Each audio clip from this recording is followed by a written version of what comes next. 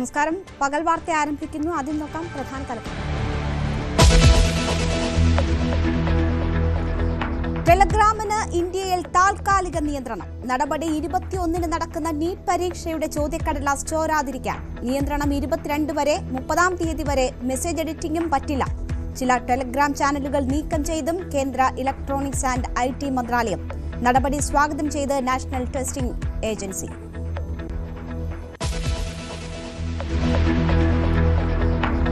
തെരഞ്ഞെടുപ്പിൽ തെറ്റിയെന്ന് തുറന്നു പറഞ്ഞ് മുൻ വ്യവസായ മന്ത്രി P. രാജീവ്. LDF അല്ലാതെ മറ്റാരുണ്ട് മുദ്രാവാക്യം ജനങ്ങൾക്കിടയിൽ തെറ്റിദ്ധാരണയുണ്ടാക്കി. വെള്ളാപ്പള്ളിക്കെതിരായ നിലപാടിൽ വീഴ്ച പറ്റി. സ്വർണ്ണക്കൊള്ളയിൽ യഥാസമയം നടപടി എടുക്കേണ്ടിയിരുന്നു.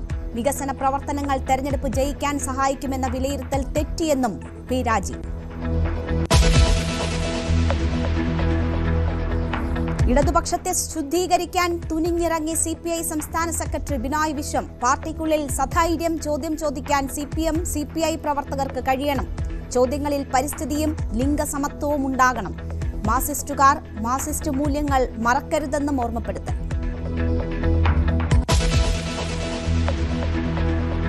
CMRL എക്സാലോജിക് മാസപ്പടി കേസിൽ പിണറായി വിജയന്റെ മകൾ വീണയുടെ ചോദ്യം ചെയ്യൽ നാളെ. CMRL MD ശശിധരൻ കർത്തയും ഭാര്യയും മകനും ഇന്ന് ഹാജരായി. മകളെ ഇന്നലെ ചോദ്യം ചെയ്തു.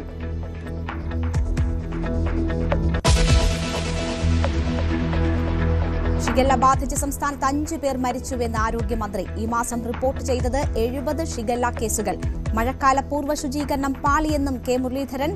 കോഴിക്കോട്ടെ നിപ ബാധിതന്റെ നില ഗുരുതരമായി തുടരുന്നു. നടി അൻസിബയുടെ പരാതിയിൽ ടിനി ടോമിന്റെ മൊഴിയെടുത്തു. ആരോപണം തള്ളി താരം. അൻസിബയോട് മോശമായി പെരുമാറിയിട്ടില്ല. തന്നെ മതം മാറ്റാൻ ശ്രമിച്ചെന്ന് ആരോടും പറഞ്ഞിട്ടില്ലെന്നും കടവന്ത്ര പോലീസിനോട് ടിനി ടോം.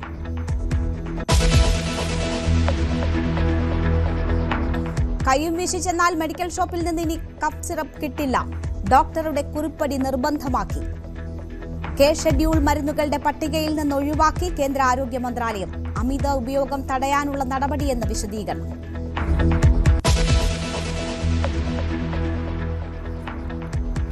ശബരിമലയിലെ സ്വർണം പൊതിഞ്ഞ ശ്രീകോവിലിന് മുകളിൽ നിറവ്യത്യാസം ചൂണ്ടിക്കാട്ടി ഭക്തർ. നെയ്യ് ഒഴിച്ചതെന്ന് സംശയം. തിരുവാഭരണ കമ്മീഷണർ അടക്കം പരിശോധന നടത്തി. ദേവസ്വം ബോർഡ് സ്ഥലം മാറ്റങ്ങളിൽ അപാകതയുണ്ടെങ്കിൽ പരിഹരിക്കുമെന്ന് പ്രസിഡന്റ് ഡോക്ടർ K. ജയകുമാർ. സമവായത്തിലെത്താതെ പാലാ നഗരസഭയിലെ അധികാര തർക്കം. കോൺഗ്രസ് തീരുമാനത്തിന് വഴങ്ങാതെ 3 കൌൺസിലർമാർ. അനുസരിച്ചില്ലെങ്കിൽ കടുത്ത നടപടിയെന്ന് മുന്നറിയിപ്പ്. സ്വതന്ത്ര മുന്നണിയുമായി ധാരണയിലെത്തിയെന്ന DCC അവകാശവാദത്തിലും അവ്യക്തത. വെള്ളിയാഴ്ച അമേരിക്ക ഇറാൻ സമാധാന കരാറിൽ ഒപ്പിടാനിരിക്കെ അവസാന നിമിഷം ഇടഞ്ഞ് ഇസ്രായേൽ. വ്യവസ്ഥകൾ അംഗീകരിക്കാനാവില്ലെന്ന് വാദം. ലെബനനിൽ നിന്ന് സേനയെ പിൻവലിക്കില്ല. ഹോർമുസിലെ ടോൾ പിരിവ് തുടരുമെന്ന് ഇറാൻ. നാവിക ഉപരോധം നീക്കിയെങ്കിലും കപ്പൽ ഗതാഗതം പൂർവ്വസ്ഥിതിയിലാകാൻ ദിവസങ്ങളെടുക്കും. നാളെ ലോകകപ്പിൽ ഇതിഹാസങ്ങളുടെ പോരാട്ടം. അർജന്റീനയും പോർച്ചുഗലും നാളെ കളത്തിൽ. അൾജീരിയ അർജന്റീനയുടെ എതിരാളികൾ. പോർച്ചുഗൽ കോങ്കോയോട് ഏറ്റുമുട്ടും. അമേരിക്കൻ മണ്ണിൽ ന്യൂസിലൻഡിനെതിരെ ഇറാൻ സമനില. വാർത്തയിലേക്ക് വിശദമായി. ടെലഗ്രാമിന് രാജ്യത്ത് താൽക്കാലിക നിയന്ത്രണം ഏർപ്പെടുത്തി. നീറ്റ് പരീക്ഷാ പേപ്പർ ചോർച്ച തടയാനാണ് നടപടി. ഈ മാസം 22 വരെയാണ് നിയന്ത്രണം. നടപടി നാഷണൽ ടെസ്റ്റിംഗ് ഏജൻസി സ്വാഗതം ചെയ്തു. ടെലഗ്രാം പ്ലാറ്റ്ഫോമിലെ ആക്സസുകളിലാണ് നിയന്ത്രണമുള്ളത്. ഇലക്ട്രോണിക്സ് ആൻഡ് ഇൻഫർമേഷൻ ടെക്നോളജി മന്ത്രാലയത്തിന്റെ നിർദ്ദേശത്തെ തുടർന്നാണ് നടപടി. ടെലഗ്രാമിൽ സജീവമായിരുന്ന നിരവധി ചാനലുകൾ നീക്കി. ഈ മാസം 30 വരെ മെസ്സേജ് എഡിറ്റിംഗും മരവിപ്പിച്ചു. ജൂൺ 21-നാണ് നീറ്റ് പുനഃപരീക്ഷ. പരീക്ഷയുടെ വിശ്വാസ്യത നിലനിർത്താൻ നടപടി അനിവാര്യമെന്നാണ് കേന്ദ്രം വ്യക്തമാക്കുന്നത്. വിവരങ്ങളുമായി കിരൺ ബാബു ചേരുന്നു. കിരൺ, അങ്ങേയറ്റം നാണം കെട്ടിരിക്കുകയാണ് നാഷണൽ ടെസ്റ്റിംഗ് ഏജൻസിയും കേന്ദ്ര സർക്കാരും ഒക്കെ. ഇപ്പോൾ 21-ന് നടക്കുന്ന പരീക്ഷ കുറ്റമറ്റതാക്കാനുള്ള എന്തൊക്കെ നടപടികളാണ് നടക്കുന്നത്?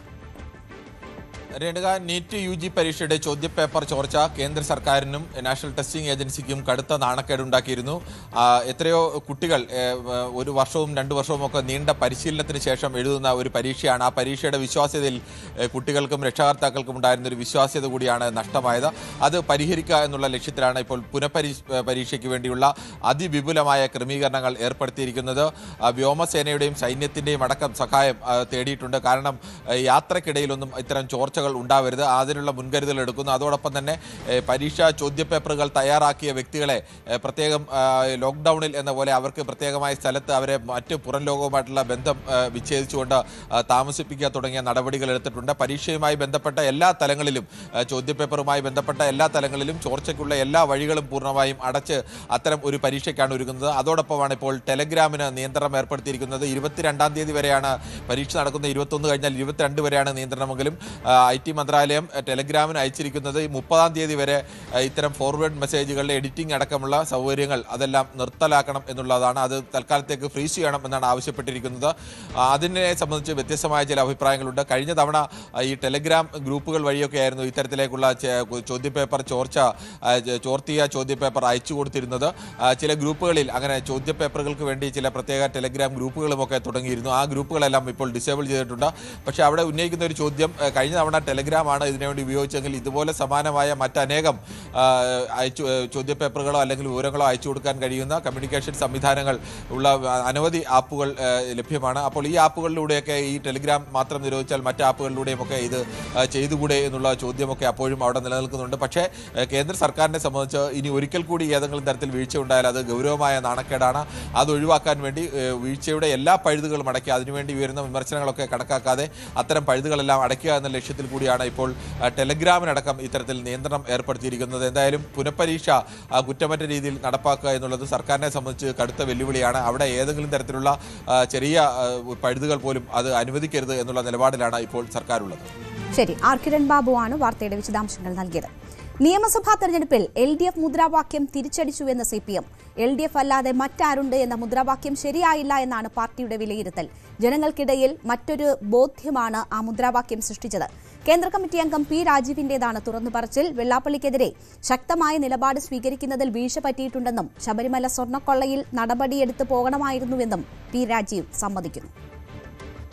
LDF വരും, എല്ലാം ശരിയാകും എന്ന പ്രചരണവാക്യവുമായാണ് 2016 ഇടതുമുന്നണി സംസ്ഥാന നിയമസഭാ തെരഞ്ഞെടുപ്പിനെ നേരിട്ടത്. 2021 എത്തുമ്പോൾ ഉറപ്പാണ് LDF ഭരണത്തിലേക്ക്, LDF തിരിച്ചു വരുമെന്ന ഉറപ്പായിരുന്നു അന്ന് LDF പ്രചരണ മുദ്രാവാക്യമായി സ്ലോഗനായി മുന്നോട്ട് വച്ചത്. 2 തവണയും വലിയ വിജയം LDF മുന്നണിക്ക് ഉണ്ടായി. 2021 സർക്കാർ തിരിച്ചു അധികാരത്തിൽ തുടർന്നു. അത് ഒരു ചരിത്ര സംഭവമായി. പക്ഷേ 2026 തെരഞ്ഞെടുപ്പ് നേരിടുമ്പോൾ LDF അല്ലാതെ മറ്റാര് എന്ന ചോദ്യമാണ് ഇടതുമുന്നണി മുന്നോട്ട് വച്ചത്. അത് തിരിച്ചടിയായെന്ന സ്വയം വിമർശനമാണ് ഇപ്പോൾ CPM സംസ്ഥാന കമ്മിറ്റി അംഗീകരിച്ച തെരഞ്ഞെടുപ്പ് അവലോകന റിപ്പോർട്ടിൽ പറയുന്നത്. എന്നാൽ ആ റിപ്പോർട്ട് അംഗീകരിച്ചെങ്കിലും അത് പുറത്തു പറയാൻ CPM തയ്യാറായിരുന്നില്ല. CPMന്റെ കേന്ദ്ര കമ്മിറ്റി അംഗം കൂടിയായ P. രാജീവ് മലപ്പുറത്ത് നടന്ന EMS ലോകവും എന്ന സെമിനാറിലാണ് ഈ തുറന്നു പറച്ചിൽ നടത്തുന്നത്. ഈ മുദ്രാവാക്യം തിരിച്ചടിച്ചു എന്ന് പറയുന്നതിന് പകരം അത് ജനങ്ങൾക്ക് തെറ്റായ ബോധ്യമുണ്ടാക്കി എന്നാണ് രാജീവ് ഇപ്പോൾ CPMന്റെ സംസ്ഥാന കമ്മിറ്റി അംഗീകരിച്ച റിപ്പോർട്ടിനെ ഉദ്ധരിച്ചുകൊണ്ട്, തെരഞ്ഞെടുപ്പ് അവലോകന റിപ്പോർട്ട് ഉദ്ധരിച്ചുകൊണ്ട് തുറന്നു പറയുന്നത്, തെറ്റ് ഏറ്റുപറയുന്നത്.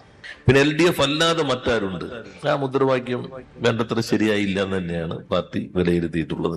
അത് നമ്മുടെ ഞങ്ങൾ ഒരു ആളുകൾക്കിടയിൽ മറ്റൊരു ബോധം രൂപപ്പെടുത്തിയിട്ടുണ്ട് എന്ന് ഈ റിവ്യൂവിലും പാർട്ടി വിലയിരുത്തിയിട്ടുണ്ട്. LDF അല്ലാതെ മറ്റാരുണ്ട് എന്ന മുദ്രാവാക്യം ഇടതുമുന്നണി മുന്നോട്ട് വച്ചപ്പോൾ തന്നെ UDF ശക്തമായ വിമർശനം ഉയർത്തിയിരുന്നു. ഇത് അഹങ്കാരം നിറഞ്ഞ പ്രതികരണമാണ്, അമിത ആത്മവിശ്വാസമാണ് പ്രകടിപ്പിക്കുന്നത്. ജനങ്ങളെ വിശ്വസിക്കാതെ തങ്ങൾക്ക് അധികാരം തുടരാൻ കഴിയില്ല LDFന്. എന്നാൽ അമിത ആത്മവിശ്വാസം പ്രകടിപ്പിച്ചുകൊണ്ട്, അധികാര സ്വരം പ്രകടിപ്പിച്ചുകൊണ്ട് ഈ മുന്നോട്ട് പോകുന്ന LDFന് ജനങ്ങൾ തിരിച്ചടി നൽകുമെന്ന് അന്ന് തന്നെ ഒരു രാഷ്ട്രീയ ക്യാമ്പയിനായി UDF ഇത് ഏറ്റെടുത്ത് വിമർശിച്ചിരുന്നു. പിണറായി വിജയൻ, അന്നത്തെ മുഖ്യമന്ത്രി പിണറായി വിജയന്റെ വലിയ ചിത്രങ്ങളാണ്, ഹോർഡിങ്സുകളാണ് ഈ മുദ്രാവാക്യത്തിനൊപ്പം സംസ്ഥാനത്തുടനീളം അന്ന് ഇടതുമുന്നണി പ്രചരണത്തിനായി സ്ഥാപിച്ചത്. അതും തിരിച്ചടിയായെന്ന് CPM സമ്മതിക്കുന്നു. പക്ഷേ പിണറായി വിജയനെ കുറ്റപ്പെടുത്തിക്കൊണ്ടുള്ള ഒരു പരാമർശം ഈ റിപ്പോർട്ടിൽ ഒരിടത്തുമില്ല. പകരം കൂട്ടുത്തരവാദിത്തമാണ് തെരഞ്ഞെടുപ്പ് പരാജയത്തിന് കാരണമെന്നാണ് CPM സ്ഥാപിക്കാൻ ശ്രമിക്കുന്നത്. മാത്രമല്ല, പിണറായി വിജയനെ കടന്നാക്രമിക്കാൻ ശ്രമിച്ചത് UDF ആണ്, അതിൽ ഒരുപക്ഷെ അവർ വിജയിച്ചിട്ടുണ്ടാകുമെന്ന് മാത്രം പറഞ്ഞുകൊണ്ട് പിണറായി വിജയന് പൂർണ്ണ സംരക്ഷണം തീർക്കുന്ന റിപ്പോർട്ട്. പക്ഷേ ഈ മുദ്രാവാക്യം തിരിച്ചടിയായെന്ന് തന്നെ തുറന്ന് സമ്മതിക്കുകയാണ്. 98-ൽ അന്നത്തെ വാജ്പേയി സർക്കാർ ഷൈനിങ് ഇന്ത്യ തിളങ്ങുന്നു എന്ന മുദ്രാവാക്യവുമായാണ് തെരഞ്ഞെടുപ്പിനെ നേരിട്ടത്. ഇതിന് സമാനമായ വലിയ ഹോർഡിംഗ്സുകൾ രാജ്യത്തുടനീളം വച്ചിരുന്നു. അതേപോലെ തിരിച്ചടിയാണ് ഇടതുമുന്നണിയുടെ ഇപ്പോഴത്തെ തെരഞ്ഞെടുപ്പ് മുദ്രാവാക്യത്തിനും ഉണ്ടായിരിക്കുന്നത്. ഏതായാലും CPM അത് തിരിച്ചറിഞ്ഞ് മുന്നോട്ട് പോവുകയാണ്. PV അരുണിന്റെ റിപ്പോർട്ടാണ് കണ്ടത്. ഭയമില്ലാതെ പാർട്ടിയിൽ ചോദ്യം ചോദിക്കാൻ CPM CPI പ്രവർത്തകർക്കാകണമെന്ന് CPI സംസ്ഥാന സെക്രട്ടറി ബിനോയ് വിശ്വം. ചോദ്യങ്ങളിൽ പരിസ്ഥിതിയും ലിംഗസമത്വവും ഉണ്ടാകണം. ഇടക്കാലത്ത് മാർക്സിസ്റ്റ് പദാവലികളിൽ നിന്ന് അതെല്ലാം മാറിപ്പോയി. താനത് പറയാൻ ശ്രമിച്ചപ്പോൾ കല്ലേറ് കൊണ്ടു. പരിസ്ഥിതിയെ മറക്കുന്ന മാർക്സിസം അല്ലെന്നും CPIM സംഘടിപ്പിച്ച EMS സ്മൃതി പരിപാടിയിൽ ബിനോയ് വിശ്വം പറഞ്ഞു. ഇടത് സർക്കാർ നടപ്പിലാക്കിയ സ്ത്രീ സുരക്ഷാ പെൻഷൻ പദ്ധതിയോടുള്ള UDF സർക്കാർ നിലപാടെന്ത്? ആദ്യ ഗഡു വിതരണം ചെയ്താണ് ഇടത് സർക്കാർ പടിയിറങ്ങിയതെങ്കിൽ ഏപ്രിൽ മെയ് മാസത്തെ പെൻഷൻ ഇതുവരെയും വിതരണം ചെയ്തിട്ടില്ല. ഇത് സംബന്ധിച്ച ഫയൽ ധനവകുപ്പ് പിടിച്ചുവെച്ചിരിക്കുകയാണെന്നാണ് പ്രതിപക്ഷത്തിന്റെ ആരോപണം. 16 ലക്ഷം വീട്ടമ്മമാർക്കുള്ള പദ്ധതിയാണ് പ്രതിസന്ധിയിലായിരിക്കുന്നത്. സാമൂഹ്യ സുരക്ഷാ പെൻഷൻ പരിധിയിൽപ്പെടാത്ത സംസ്ഥാനത്തെ സ്ത്രീകൾക്ക് വേണ്ടിയാണ് LDF സർക്കാർ 2025 ഒക്ടോബർ 29-ന് അന്ന് മുഖ്യമന്ത്രിയായിരുന്ന പിണറായി വിജയൻ സ്ത്രീ സുരക്ഷാ പെൻഷൻ പ്രഖ്യാപിച്ചത്. 35-നും 60-നും ഇടയിൽ പ്രായമുള്ള സ്ത്രീകൾക്ക്, നിർധന കുടുംബങ്ങളിലെ സ്ത്രീകൾക്ക് പ്രതിമാസം 1000 രൂപ പെൻഷൻ എന്നതായിരുന്നു പ്രഖ്യാപനം. പിന്നീട് അതിൻ്റെ നടപടിക്രമങ്ങളുണ്ടായിരുന്നു. ആരൊക്കെയാണ് ഈ പദ്ധതിയിൽ ഉൾപ്പെടേണ്ട ആളുകൾ, അവരുടെ പട്ടിക തയ്യാറാക്കാനുള്ള നടപടിക്രമങ്ങൾ ബാക്കിയുണ്ടായിരുന്നു. ഒടുവിൽ ഫെബ്രുവരി 11-ന് ഈ പദ്ധതിയുടെ സംസ്ഥാനതല ഉദ്ഘാടനം അന്നത്തെ മുഖ്യമന്ത്രി പിണറായി വിജയൻ നിർവഹിച്ചു. പദ്ധതി ആരംഭിച്ച 1 മണിക്കൂറിനുള്ളിൽ 10,58,700 പേരുടെ അക്കൗണ്ടുകളിൽ 1000 രൂപ എത്തുകയും ചെയ്തു. 105.87 കോടി രൂപയാണ് സർക്കാർ അതിന് അനുവദിച്ചത്. പിന്നീട് ഫെബ്രുവരി മാർച്ച് മാസങ്ങളിലും LDF സർക്കാർ ഈ തുക നൽകിയെന്നാണ് CPM അവകാശപ്പെടുന്നത്. ഏപ്രിൽ മെയ് മാസങ്ങളിലെ തുക നൽകാൻ ആ തുക മാറ്റിവെച്ചിട്ടുണ്ടെന്നും CPM പറയുന്നു. എന്നാൽ UDF സർക്കാർ അധികാരത്തിൽ വന്ന ശേഷം ആ തുക നൽകുന്നില്ല എന്ന് മാത്രമല്ല, ആ പദ്ധതി അപ്പാടെ നിർത്തലാക്കാൻ UDF ശ്രമിക്കുകയാണ് എന്ന ആരോപണമാണ് ഇന്നലെ പ്രതിപക്ഷ നേതാവ് പിണറായി വിജയൻ ഉന്നയിച്ചത്. ആ ഫയൽ മുഖ്യമന്ത്രിയുടെ ഓഫീസിൽ, ധനമന്ത്രി കൂടിയായ മുഖ്യമന്ത്രിയുടെ ഓഫീസ് പിടിച്ചു വച്ചിരിക്കുകയാണ്. പദ്ധതി നിർത്തലാക്കാൻ ശ്രമിക്കുന്നുവെന്ന് CPM വിമർശിക്കുന്നു. വലിയ പ്രതിഷേധം ഇതിൽ ഉയർത്തിക്കൊണ്ടുവരാനും CPM ആലോചിക്കുന്നുണ്ട്. ഇന്നലെ പ്രിയദർശിനി ബസ് യാത്രയിൽ പങ്കെടുത്ത ഒരു സ്ത്രീ തന്നെ നമ്മോട് സംസാരിക്കുമ്പോൾ ഈ പെൻഷൻ കിട്ടുന്നില്ല, അങ്ങനെ കിട്ടാതെ പോയാൽ അതിൽ ശക്തമായ പ്രതിഷേധങ്ങൾ തയ്യാറാകുമെന്ന് ഒരു വീട്ടമ്മ തന്നെ പറഞ്ഞിട്ടുമുണ്ട്. അതെ, നമുക്ക് പിണറായി മന്ത്രി എന്നപ്പോ നമുക്ക് കിട്ടി. ഇനി ഇത് ഉണ്ടാവണം, ഇല്ലെങ്കിൽ നമ്മൾ പ്രതികരിക്കും. ഇതൊന്നും മാത്രം പോരാ. എന്നുവെച്ചാ നമ്മൾ അവര് തന്നപ്പോ എടുത്ത് ഇനി നമ്മൾ മൊബൈലില് അക്കൗണ്ടിൽ നോക്കും, വന്നില്ലേ നമ്മൾ പ്രതികരിക്കും. എന്നാൽ ഈ രാഷ്ട്രീയ ആരോപണത്തിന് മുഖ്യമന്ത്രിയോ അദ്ദേഹത്തിന്റെ ഓഫീസോ ഇതുവരെ കൃത്യമായ മറുപടി പറഞ്ഞിട്ടില്ല. പദ്ധതി നിർത്തലാക്കി എന്ന ആരോപണങ്ങൾ അവർ തള്ളുകയാണ്. അത്തരത്തിലൊരു തീരുമാനവും രാഷ്ട്രീയമായോ അല്ലെങ്കിൽ ഭരണപരമായോ സർക്കാരോ UDF കൈക്കൊണ്ടിട്ടില്ല. UDF സർക്കാർ വന്നിട്ട് 1 മാസം പോലും തികയുന്നില്ല. കഴിഞ്ഞ മാസം ക്ഷേമ പെൻഷൻ നൽകിയെന്ന് ഒഴിച്ചാൽ ഈ പെൻഷൻ കഴിഞ്ഞ മാസമൊക്കെ നൽകേണ്ടത് കഴിഞ്ഞു പോയ സർക്കാരാണ്. അവരുടെ ഉത്തരവാദിത്തമായിരുന്നു. തുക മാറ്റിവെക്കേണ്ട നിലപാടാണ് മുഖ്യമന്ത്രിയുടെ ഓഫീസ് സ്വീകരിക്കുന്നത്. ഏതായാലും ഇതിൽ കൂടുതൽ പരിശോധനകൾക്ക് ശേഷം പ്രതികരിക്കാമെന്നാണ് മുഖ്യമന്ത്രിയുടെ ഓഫീസ് വ്യക്തമാക്കുന്നത്. ഈ പദ്ധതി ഉപേക്ഷിച്ചു എന്ന പ്രചരണം തള്ളിക്കളയുമ്പോഴും പദ്ധതി വൈകിയാൽ അല്ലെങ്കിൽ അതിലെ തുക നൽകാതെ അത് വൈകിപ്പിച്ചാൽ വലിയ പ്രക്ഷോഭമുണ്ടാകുമെന്ന മുന്നറിയിപ്പ് CPM നൽകുന്നുണ്ട്. PV അരുണാണ് വിവരങ്ങൾ നൽകിയത്. മാസപ്പടിക്കേസിൽ CMRL MD ശശിധരൻ കർത്തയുടെ ഭാര്യയും മകനും ഇഡിക്ക് മുന്നിൽ ചോദ്യം ചെയ്യലിന് ഹാജരായി. ജയാ കർത്തയും ശരണസ് കർത്തയുമാണ് ചോദ്യം ചെയ്യലിന് ഹാജരായത്. കഴിഞ്ഞ ദിവസം ശശിധരൻ കർത്തയുടെ മകളെ ED ചോദ്യം ചെയ്തിരുന്നു. നാളെയാണ് പിണറായി വിജയന്റെ മകൾ വീണ ടിയെ ED ചോദ്യം ചെയ്യുക. ഡാനി പോളിന്റെ റിപ്പോർട്ടിലേക്ക്. CMRL മാസപ്പടി കേസുമായി ബന്ധപ്പെട്ടുകൊണ്ട് EDയുടെ ചോദ്യം ചെയ്യൽ തുടരുകയാണ്. EDയുടെ ചോദ്യം ചെയ്യലിന് ഇന്ന് ഹാജരായിരിക്കുന്നത് ശരണസ് കർത്ത, CMRL ജോയിന്റ് MD ആണ്. ശശിധരൻ കർത്ത, MDയുടെ ശശിധരൻ കർത്ത അദ്ദേഹത്തിന്റെ മകനാണ് ശരണസ് കർത്ത. ഒപ്പം തന്നെ ശശിധരൻ കർത്തയുടെ ഭാര്യ ജയ കർത്ത, അവര് CMRLന്റെ ഡയറക്ടർ ബോർഡിലുള്ളയാളാണ്. ഈ രണ്ടുപേരുമാണ് ഇന്ന് ചോദ്യം ചെയ്യലിന് വേണ്ടി ഹാജരായിരിക്കുന്നത്. ഇന്നലെ ശശിധരൻ കർത്തയുടെ മകൾ ഷിബി എസ് കർത്ത ചോദ്യം ചെയ്യലിന് വേണ്ടി എത്തിയിരുന്നു. ഇവരെല്ലാം തന്നെ വിവിധ സ്ഥാപനങ്ങൾ CMRLനുണ്ട്. 10ഓളം സ്ഥാപനങ്ങളിലെല്ലാം തന്നെ ED പരിശോധന നടത്തിയിരുന്നു. അതിന്റെ കൂടി അടിസ്ഥാനത്തിലാണ് ഇപ്പോൾ ഇവരെ ചോദ്യം ചെയ്യലിന് വേണ്ടി വിളിപ്പിച്ചിരിക്കുന്നത്. ഷിബി എസ് കർത്ത ഇന്നലെ ഹാജരാകുന്നത് ഇവരെ തന്നെ നിബിഡ എന്ന് പറയുന്ന ഒരു സ്ഥാപനമുണ്ട്. ഈ സ്ഥാപനവുമായി ബന്ധപ്പെട്ടുകൊണ്ട് പരിശോധന നടത്തിയിരുന്നു. ഇതിന്റെ അടിസ്ഥാനത്തിലാണ് ഇവരെ ഇന്നലെ ചോദ്യം ചെയ്യാൻ വിളിക്കുന്നത്. ഒപ്പം എംപവർ കോർപ്പറേഷനിലേക്ക് അതിൽ നിന്നാണ് വായ്പ എടുത്തിട്ടുള്ളത്. വീണ ടി വായ്പ എടുത്തിട്ടുള്ളത് 25 ലക്ഷം രൂപയും അതിനുശേഷം വീണ്ടും അത് അടച്ചു തീർപ്പില്ലാതെ തന്നെ വീണ്ടും 25 ലക്ഷം രൂപ, അങ്ങനെ 50 ലക്ഷം രൂപ എംപവർ കോർപ്പറേഷൻ ഓഫ് ഇന്ത്യയിൽ നിന്ന് ഇവർ വായ്പ എടുത്തിരിക്കുന്നു എന്നതാണ്. അതിൽ വിശദീകരണം തേടുക, ഇതിൽ എന്താണ് ഇങ്ങനെ വായ്പ തുടർച്ചയായി നൽകാനുള്ള സാഹചര്യം എന്നതടക്കമുള്ള കാര്യങ്ങളിൽ വിശദീകരണം തേടുന്ന ഉൾപ്പെടെയുള്ള കാര്യങ്ങൾക്ക് വേണ്ടിയാണ് ഈ ദിവസങ്ങളിലെ CMRL ചോദ്യം ചെയ്യൽ നടക്കുന്നത്. അതിൽ CMRLന്റെ ഫിനാൻസ് വിഭാഗത്തിലെ ഉയർന്ന ഉദ്യോഗസ്ഥരെയും ചോദ്യം ചെയ്യലിന് വേണ്ടി വിളിപ്പിച്ചിട്ടുണ്ട്. ഇന്നലെയും ഇന്നുമായിട്ട് ഈ ചോദ്യം ചെയ്യൽ പുരോഗമിക്കുകയാണ്. നാളെ നിർണായകമായൊരു ചോദ്യം ചെയ്യൽ നടക്കുന്നത് പ്രതിപക്ഷ നേതാവ് പിണറായി വിജയന്റെ മകൾ വീണ ടിയുടെ ചോദ്യം ചെയ്യലാണ്. ഈ കേസ് തുടക്കം മുതൽ തന്നെ എന്നാണ് ഈ ഒരു ചോദ്യം ചെയ്യലിന്റെ ഘട്ടമുണ്ടാകുക എന്നതടക്കമുള്ള ചോദ്യങ്ങൾ ഉയർന്നിരുന്നു. അത് എത്തിയിരിക്കുന്നു എന്നതാണ്. നാളെ നിർണായകമായ ചോദ്യം ചെയ്യൽ നടക്കും. അതിന് മുന്നോടിയായിട്ടാണ് CMRL ഉദ്യോഗസ്ഥരുടെ അടക്കമുള്ള ചോദ്യം ചെയ്യലുകൾ നടന്നു വരുന്നത്.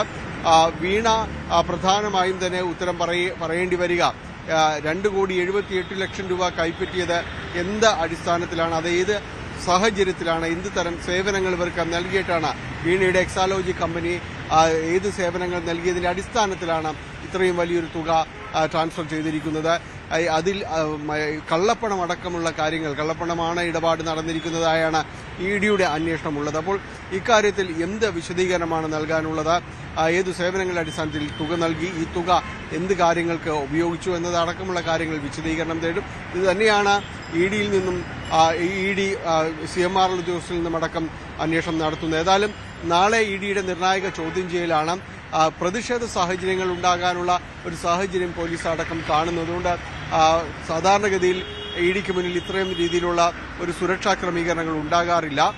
ഇതിപ്പോൾ പോലീസും അതോടൊപ്പം തന്നെ ബാരിക്കേഡുകളും എല്ലാം തന്നെ നിരത്തിയിരിക്കുന്നു. നാളെ പ്രതിഷേധത്തിനുള്ളൊരു സാഹചര്യമടക്കം മുന്നിൽ കാണുന്നുണ്ട്. കാരണം പിണറായി വിജയന്റെ അടക്കമുള്ള വീടുകളിൽ പരിശോധന നടത്തിയപ്പോൾ വലിയ പ്രതിഷേധമാണ് ഉയർന്നിരുന്നത്. അപ്പോൾ അത്തരമൊരു സാഹചര്യങ്ങൾ ഉണ്ടാകാൻ ഒരുപക്ഷെ ഉണ്ടായേക്കാമെന്നൊരു വിലയിരുത്തൽ ഉണ്ട്. അതിന്റെ അടിസ്ഥാനത്തിലാണ് ഈ രീതിയിലുള്ളൊരു സുരക്ഷാ ക്രമീകരണങ്ങൾ അടക്കം ഒരുക്കിയിരിക്കുന്നത്. എന്തായാലും നിർണായകമായ ചോദ്യം ചെയ്യലാണ് നാളെ നടക്കുന്നത്. ഇപ്പോൾ CMRL ഉദ്യോഗസ്ഥരുടേതായ ചോദ്യം ചെയ്യൽ നടപടികൾ പൂർത്തിയാവുകയുമാണ്. ഡാനിപ്പോളിന്റെ റിപ്പോർട്ടാണ് കണ്ടത്.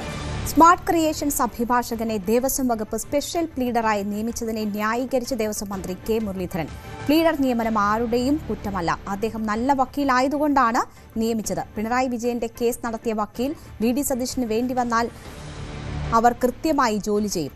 കക്ഷിയാരെന്ന് നോക്കിയല്ല വക്കീലന്മാർ വാദിക്കുന്നതെന്നും മന്ത്രി പറഞ്ഞു. അദ്ദേഹം നല്ലൊരു വക്കീലായിരുന്നുകൊണ്ട് വെച്ചതാണ്. അപ്പോൾ അങ്ങനെ വെച്ചപ്പോഴാണ് ഇങ്ങനെയുള്ള അലിഗേഷൻ വന്നത്. അപ്പോൾ ഒരു കാര്യം മനസ്സിലാക്കേണ്ട, നിങ്ങൾക്കറിയാം, ഒരു ക്രിമിനൽ ലോയറിനെ സംബന്ധിച്ച് ഏത് കേസ് ഏൽപ്പിക്കുന്ന ആ കേസ് വാദിക്കും.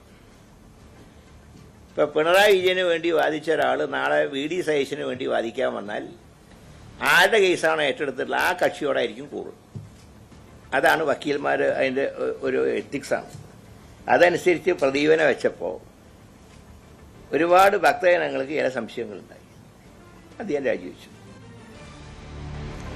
കോഴിക്കോട് മെഡിക്കൽ കോളേജിൽ ചികിത്സയിലുള്ള നിപ്പ രോഗിയുടെ നില അതീവ ഗുരുതരമായി തുടരുന്നു. ICMR മാനദണ്ഡപ്രകാരം 2ാം ഡോസ് മോണോക്ലോണൽ ആന്റിബോഡി രോഗിക്ക് നൽകി. രോഗബാധിതന്റെ പ്രാഥമിക സമ്പർക്ക പട്ടികയിലുള്ള ആരോഗ്യ പ്രവർത്തകയുടെ 2ാം പരിശോധനാ ഫലവും നെഗറ്റീവാണ്. അതിനിടെ കോഴിക്കോട് അതിഥി തൊഴിലാളിക്ക് മലേറിയ സ്ഥിരീകരിച്ചു.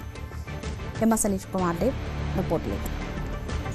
നിപ്പ രോഗബാധിതനായി കോഴിക്കോട് മെഡിക്കൽ കോളേജ് ആശുപത്രിയിൽ ചികിത്സയിൽ കഴിയുന്ന 43-കാരൻ്റെ നില ഗുരുതരമായി തന്നെ തുടരുന്നുവെന്നാണ് ആരോഗ്യവകുപ്പിൻ്റെ ഏറ്റവും ഒടുവിൽ അവർ നൽകുന്ന വിവരത്തിൽ നിന്നും വ്യക്തമാകുന്നത്. അദ്ദേഹത്തിൻ്റെ ജീവൻ നിലനിർത്തുന്നത് ഇപ്പോഴും വെന്റിലേറ്റർ സഹായത്തോടുകൂടി തന്നെയാണ്. അദ്ദേഹത്തിന് ICMR മാനദണ്ഡപ്രകാരം 2ാം ഡോസായ മോണോക്ലോണൽ ആൻറ്റിബോഡി നൽകിയെന്ന് ആരോഗ്യവകുപ്പ് വ്യക്തമാകുന്നു. ഇപ്പോഴും പക്ഷേ ആശാവഹമായൊരു പുരോഗതി അദ്ദേഹത്തിൻ്റെ ആരോഗ്യനിലയിൽ ഇല്ല എന്നതാണ് വാസ്തവം. എന്നാൽ അദ്ദേഹത്തിൽ നിന്നും മറ്റുള്ളവരിലേക്ക് കാര്യമായി രോഗം പകർന്നിട്ടില്ല എന്നതാണ് ഏറെ ആശ്വാസം നൽകുന്ന ഒരു കാര്യം. അദ്ദേഹത്തിൻ്റെ പ്രാഥമിക സമ്പർക്ക പട്ടികയിൽ ഉണ്ടായിരുന്ന ഒരു ആരോഗ്യ പ്രവർത്തകയുടെ പരിശോധനാ ഫലം 2ാം വട്ടവും നെഗറ്റീവായി മാറിയിരിക്കുന്നു. ഒപ്പം നിരീക്ഷണത്തിനായി ആശുപത്രിയിൽ പ്രവേശിപ്പിച്ചിരുന്ന 7 പേരിൽ രോഗിയുടെ ഏറ്റവും അടുത്ത ബന്ധുക്കളായ 2 പേരെ രോഗലക്ഷണങ്ങൾ പ്രകടമല്ലാത്ത സാഹചര്യത്തിൽ ആശുപത്രിയിൽ നിന്ന് ഇന്നലെ ഡിസ്ചാർജ് ചെയ്യുകയും ചെയ്തിരുന്നു. ഇവരുടെ പരിശോധനാ ഫലം ആവർത്തിച്ച് നടത്തിയപ്പോഴും നെഗറ്റീവായി മാറിയ സാഹചര്യത്തിലാണ് ഈ ഡിസ്ചാർജിങ് നടന്നത്. ഒപ്പം ഇദ്ദേഹത്തിൻ്റെ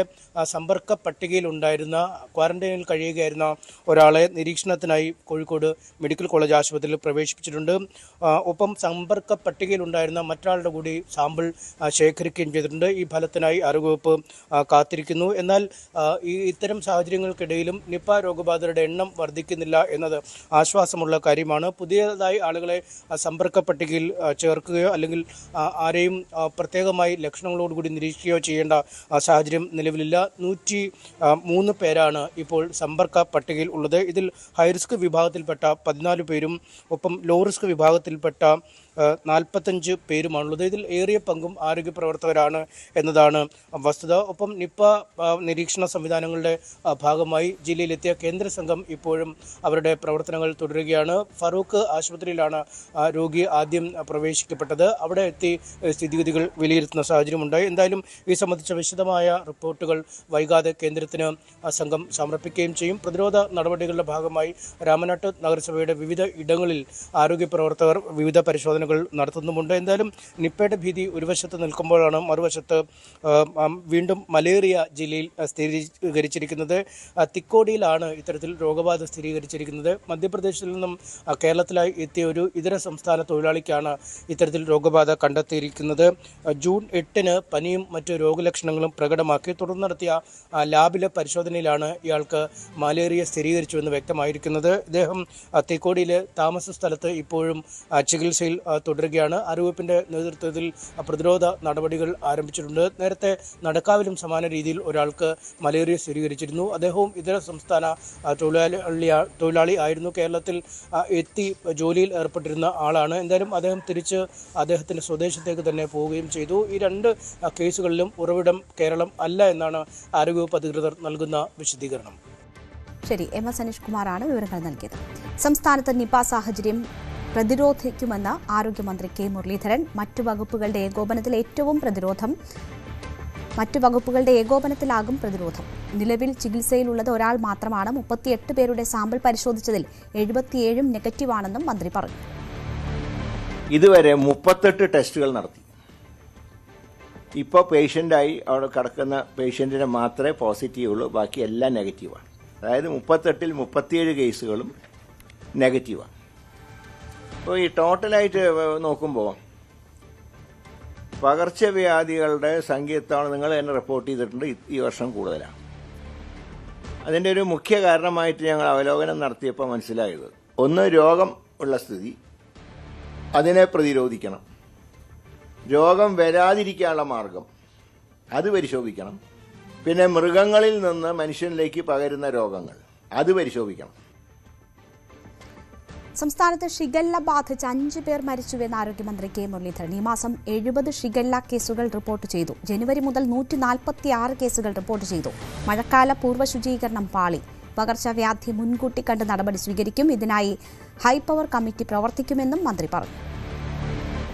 സംസ്ഥാനത്ത് പകർച്ചവ്യാധികൾ വ്യാപകമായി പടർന്നു പിടിക്കുന്നതിന്റെ ഭാഗമായിട്ടായിരുന്നു ഇന്ന് ആരോഗ്യമന്ത്രിയുടെ നേതൃത്വത്തിൽ ഉന്നതതല യോഗം ചേർന്നത്. അതിന്റെ ഭാഗമായി കൃത്യമായ വിവരക്കണക്കുകളാണ് ഇപ്പോൾ പുറത്തു വന്നിരിക്കുന്നത്. അതായത് തലസ്ഥാനത്ത് ഷിഗല്ല 9 പേർക്കാണ് ഇപ്പോൾ ഈ മാസം റിപ്പോർട്ട് ചെയ്തിരിക്കുന്നത്. ജനുവരി മുതൽ ജൂൺ വരെ 14 കേസുകളും തലസ്ഥാന ജില്ലയിൽ മാത്രം റിപ്പോർട്ട് ചെയ്തിട്ടുണ്ട്. മരണങ്ങളൊന്നും തന്നെ തിരുവനന്തപുരത്ത് റിപ്പോർട്ട് ചെയ്തിട്ടില്ല. എന്തുതന്നെയായാലും കർശനമായിട്ടുള്ള നിയന്ത്രണങ്ങൾ തുടരുമെന്ന് തന്നെയാണ് അറിയിക്കുന്നത്. അതിന്റെ ഭാഗമായിട്ട് ഹോട്ടലുകളിൽ പരിശോധന നടത്തും. ഹോട്ടലുകളിൽ തിളപ്പിച്ചാറിയ വെള്ളത്തിന്റെ കൂടെ പച്ചവെള്ളം ചേർക്കുന്നതും ശ്രദ്ധയിൽപ്പെട്ടിട്ടുണ്ട്. ഒപ്പം തന്നെ മിനറൽ വാട്ടറുകളിൽ കൃത്യമായി ശുദ്ധീകരിക്കാത്ത വെള്ളം നൽകുന്നു എന്നടക്കമുള്ള സുപ്രധാനപ്പെട്ട കണ്ടെത്തലുകൾ ആരോഗ്യവകുപ്പ് കണ്ടെത്തിയിട്ടുണ്ട്. അതിൽ കൃത്യമായ പരിശോധനകൾ നടത്തും. എന്തിനായാലും പകർച്ചവ്യാധികൾ ഇത്തവണ കഴിഞ്ഞ പ്രാവശ്യങ്ങളെക്കാട്ടും കൂടുതൽ ഉണ്ടാകാൻ കാരണം തെരഞ്ഞെടുപ്പുമായി ബന്ധപ്പെട്ട, അതായത് തദ്ദേശ സ്ഥാപനങ്ങൾക്കും നിയമസഭാ ഇലക്ഷൻ അടക്കം നടന്ന സാഹചര്യമായതുകൊണ്ട് തന്നെ പകർച്ചവ്യാധികൾ നിയന്ത്രിക്കുന്ന രീതിയിലുള്ള മഴക്കാല പൂർവ്വ ശുചീകരണം കൃത്യമായ രീതിയിൽ നടന്നിട്ടില്ല. അതിന്റെ ഒരു അപര്യാപ്തതയാണ് ഇത്തവണ വലിയ രീതിയിൽ പകർച്ചവ്യാധികൾ പടർന്നു പിടിക്കാനുള്ള സാഹചര്യം ഉണ്ടായിരിക്കുന്നത്. അതിന്റെ ഭാഗമായി തന്നെ ഇന്നത്തെ യോഗം തീരുമാനിച്ചത് ഒരു ജില്ലാ തലത്തിലും സംസ്ഥാന തലത്തിലും ഔട്ട് ബ്രേക്കിംഗ് മോണിറ്ററിംഗ് യൂണിറ്റുകൾ സ്ഥാപിക്കും. ഒപ്പം തന്നെ സംസ്ഥാന തലത്തിൽ ഒരു കമ്മിറ്റി ഉണ്ടാകും. ഈ കമ്മിറ്റി ആയിരിക്കും ഈ മഴക്കാല രോഗങ്ങൾ അല്ലെങ്കിൽ പകർച്ചവ്യാധികളടക്കം നിരീക്ഷിക്കുന്ന കലണ്ടറുകൾ അവർ രൂപീകരിക്കും. അതിന്റെ ഭാഗമായിട്ടുള്ള മഴക്കാല പൂർവ്വ ശുചീകരണവും നടപ്പിലാക്കുമെന്ന് തന്നെയാണ് മനസ്സിലാക്കാൻ കഴിയുന്നത്. എന്തായാലും ഹൈപവർ കമ്മിറ്റി ഉണ്ടാകുമെന്നാണ് മനസ്സിലാക്കാൻ കഴിയുന്നത്. അതായത് സ്വകാര്യ മേഖലയിലെ ഡോക്ടർമാരെ അടക്കം ഉൾപ്പെടുത്തി കേന്ദ്രീകരിച്ചുകൊണ്ട് ആയുഷ് ഡോക്ടർമാരും സ്വകാര്യ മേഖലയിലെ ഡോക്ടർമാരും മറ്റ് ഉന്നത ഉദ്യോഗസ്ഥരടക്കം അടങ്ങുന്ന ഹൈ പവർ കമ്മിറ്റി സംസ്ഥാന തലത്തിലും ജില്ലാ തലത്തിലും പഞ്ചായത്ത് തലത്തിലടക്കമുള്ള വിവിധ കമ്മിറ്റികൾ രൂപീകരിച്ചുകൊണ്ട് ഒരു മൊത്തത്തിൽ, അതായത് സർക്കാരിനെ ഇത്തരത്തിൽ അടിത്തട്ട് മുതൽ മേൽത്തട്ട് വരെ സഹായിക്കാൻ എന്നുള്ള രീതിയിലുള്ള ഡോക്ടർമാരുടെയും വിദഗ്ധ സംഘത്തിൻ്റെയും ഒരു യൂണിറ്റുകൾ രൂപീകരിക്കും. ഒപ്പം തന്നെ മറ്റ് നിയന്ത്രണങ്ങളെല്ലാം തന്നെ തുടരുകയും ചെയ്യും. നമുക്കറിയാം നിപ്പയും ഒരു വലിയ രീതിയിലുള്ള വെല്ലുവിളി ഉയർത്തുന്നുണ്ട്. നിലവിൽ 38 ടെസ്റ്റുകൾ അയച്ചതിൽ 37 പേർക്കും നെഗറ്റീവ് ഫലം തന്നെയാണ് ഇത്തവണ വന്നിരിക്കുന്നത്. മാത്രമല്ല നിപ രോഗി മെഡിക്കൽ കോളേജ് ആശുപത്രിയിൽ പ്രവേശിക്കുന്ന സമയത്തേക്കാൾ കുറച്ചുകൂടി നേരിയ രീതിയിലാണെങ്കിലും ഒരു ആരോഗ്യസ്ഥിതി മെച്ചപ്പെട്ടിട്ടുണ്ടെന്നും ഇപ്പോൾ ആരോഗ്യമന്ത്രിയുടെ പത്രസമ്മേളനത്തിൽ നിന്നും വ്യക്തമായിട്ടുണ്ട്. എന്തിനായാലും വരുന്ന ദിവസങ്ങളിലും ജാഗ്രത തുടരുന്ന തന്നെയാണ് ഇപ്പോൾ ആരോഗ്യവകുപ്പിന്റെ ഭാഗത്തുനിന്ന് വരുന്ന നിർദ്ദേശങ്ങൾ. മറ്റ് എല്ലാ പരിശോധനകളും അടക്കം ആരോഗ്യവകുപ്പും ഭക്ഷ്യസുരക്ഷാ വകുപ്പും തുടരുകയും ചെയ്യും. ക്യാമറാമാൻ അരുണിനോടൊപ്പം Sarang Sudhakaran, news 18 Thiruvananthapuram. Cough syrup വാങ്ങാൻ ഡോക്ടറുടെ കുറിപ്പടി നിർബന്ധമാക്കി കേന്ദ്ര ആരോഗ്യ മന്ത്രാലയം വിജ്ഞാപനം പുറപ്പെടുവിച്ചു. നേരിട്ട് മരുന്ന് വിൽക്കരുത് എന്നാണ് ഉത്തരവ്. കഫ് സിറപ്പ് കഴിച്ച 21 കുട്ടികൾ നേരത്തെ മധ്യപ്രദേശിൽ മരിച്ചിരുന്നു. ഈ സാഹചര്യത്തിൽ കൂടിയാണ് പുതിയ തീരുമാനം. മരുന്നുകളുടെ ഷെഡ്യൂൾ കെ വിഭാഗത്തിൽ നിന്ന് കഫ് സിറപ്പുകളെ ഒഴിവാക്കുകയാണ് ചെയ്തത്. ഡോക്ടറുടെ കുറിപ്പടിയില്ലാതെ കുട്ടികൾക്കടക്കം മരുന്നുകൾ വാങ്ങാൻ ഇനി സാധിക്കില്ല. മരുന്നുകളുടെ അമിത ഉപയോഗവും പാർശ്വഫലങ്ങളും തടയാൻ ലക്ഷ്യമിട്ടാണ് തീരുമാനമെന്ന് കേന്ദ്രം വ്യക്തമാക്കി. രാജ്യത്തെ എല്ലാ ഫാർമസികളും മെഡിക്കൽ സ്റ്റോറുകളും നിർദ്ദേശം കർശനമായി പാലിക്കണം.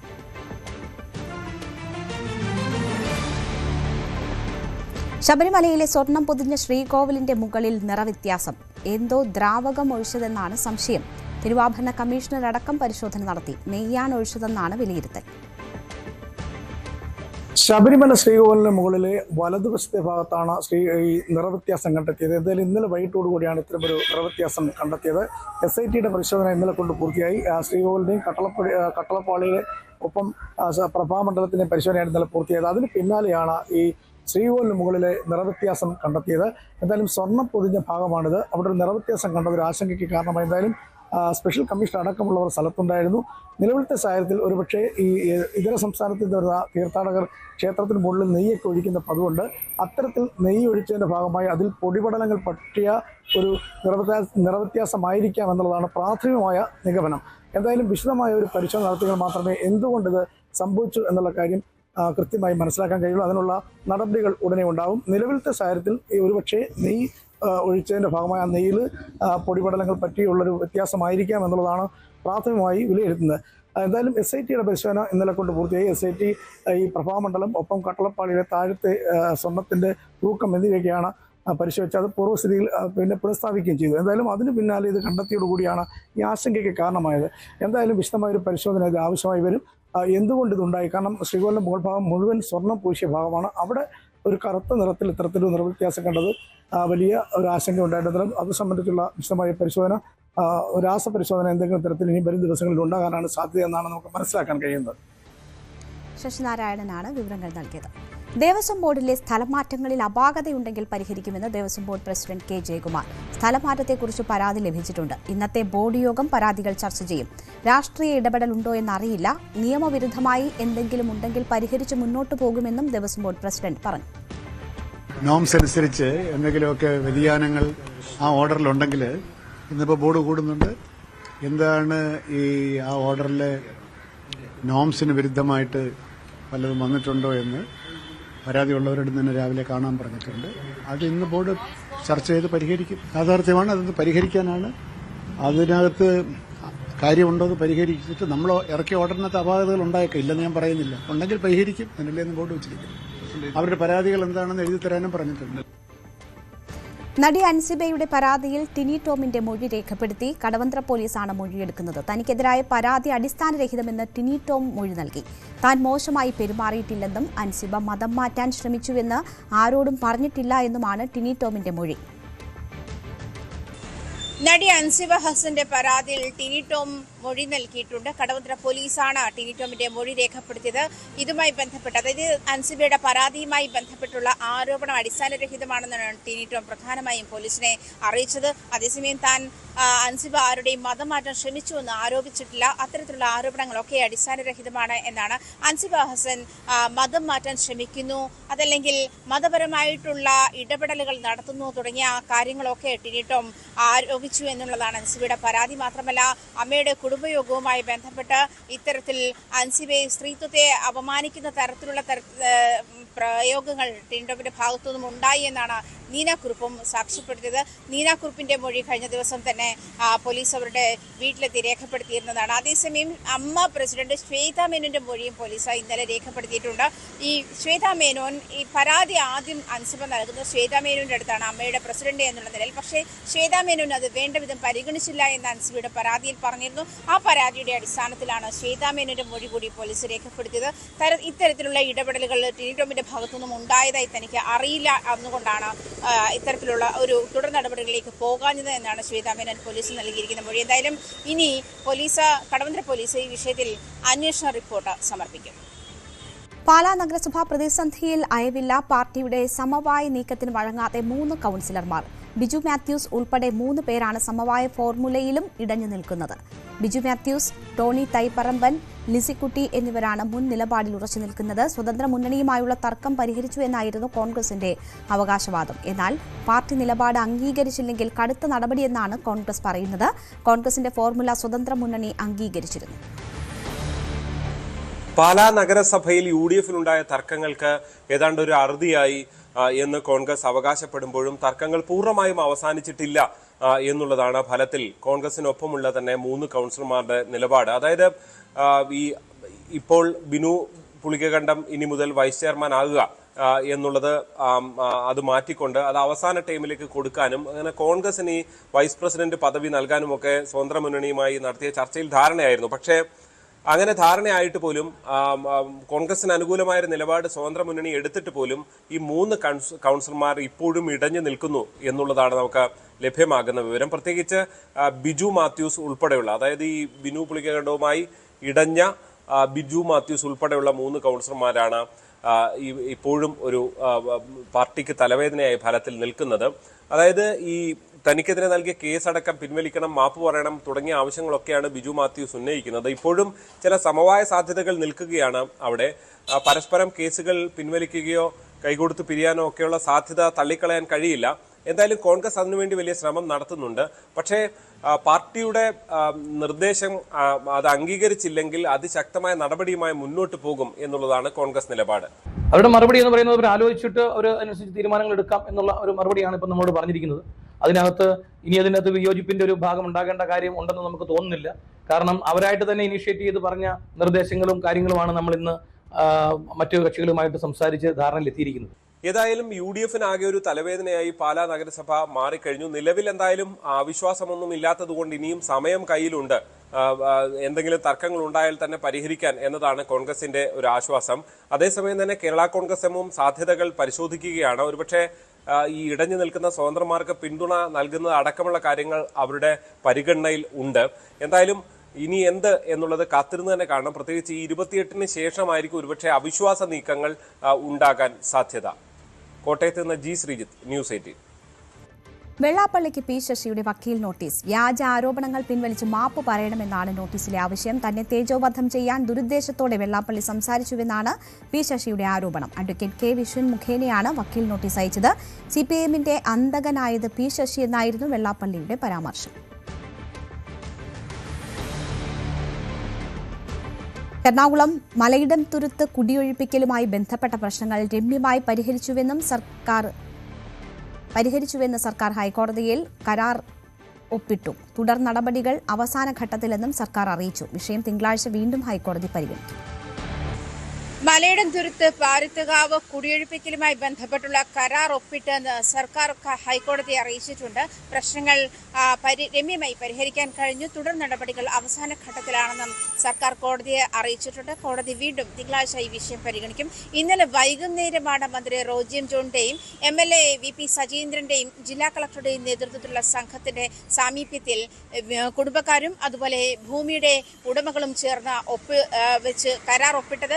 നേരത്തെ നേരത്തെ തന്നെ ഈ കരാർ നേരത്തെ ചേർന്ന് കളക്ടറേറ്റിൽ വെച്ച് ചേർന്ന യോഗത്തിൽ വെച്ച ഈ കരാർ ഈ കുടുംബങ്ങൾ അംഗീകരിച്ചിരുന്നു. 5 സെന്റ് വീടിനോട് ചേർന്ന് 5 സെന്റ് സ്ഥലം നൽകാം, അതുപോലെ തന്നെ വീട് വെച്ച് നൽകാം. വീട് വെച്ച് നൽകുന്ന കാലഘട്ടം വരെ 1 വർഷത്തോളം ഈ വീടിനുള്ളിൽ ഇപ്പോൾ നിലവിലുള്ള വീടിനുള്ളിൽ തന്നെ അവർക്ക് താമസിക്കാം. 1000 സ്ക്വയർ ഫീറ്റ് വിസ്തൃതിയിൽ വരുന്ന ചതുരശ്ര അടി വരുന്ന വീടുകൾ സർക്കാർ തന്നെ വെച്ച് നൽകും. 1 വർഷത്തിനുള്ളിൽ അതിനുള്ള പണികൾ പൂർത്തീകരിക്കുമെന്നും സർക്കാർ അറിയിച്ചിരുന്നു. ആ കരാറാണ് മലയിടം ദുരിത നിവാസികളും ഈ ഭൂ ഉടമയും തമ്മിൽ രമ്യതയിലെത്തിയത്. അതിനുശേഷമാണ് ഈ കരാർ ഇന്നലെ വൈകുന്നേരമാണ് കളക്ടറേറ്റിൽ വെച്ച് ഒപ്പിടുന്നത്.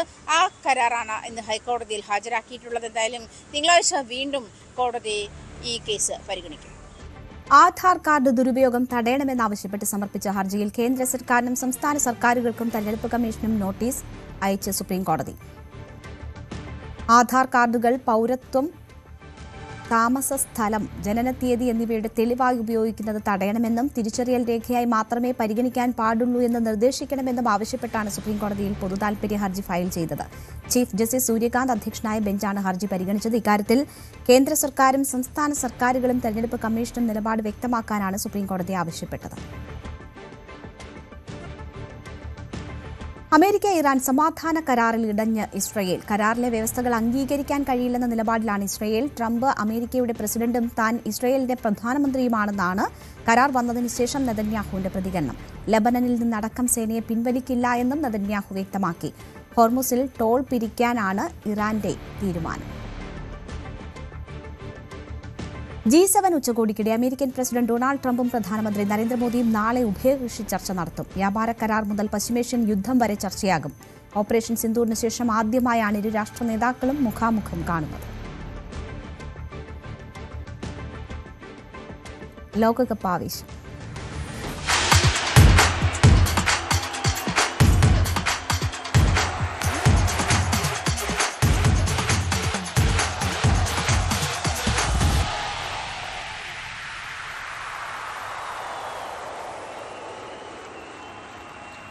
ലോകകപ്പിലെ 3 ഗ്ലാമർ ടീമുകൾ നാളെ കളത്തിൽ. അർജന്റീന, ഫ്രാൻസ്, പോർച്ചുഗൽ ടീമുകളാണ് കളിക്കാനിറങ്ങുന്നത്. രാത്രി 12:30 നടക്കുന്ന മത്സരത്തിൽ നിലവിലെ റണ്ണേഴ്സപ്പായ ഫ്രാൻസ് സെനഗലിനെ നേരിടും.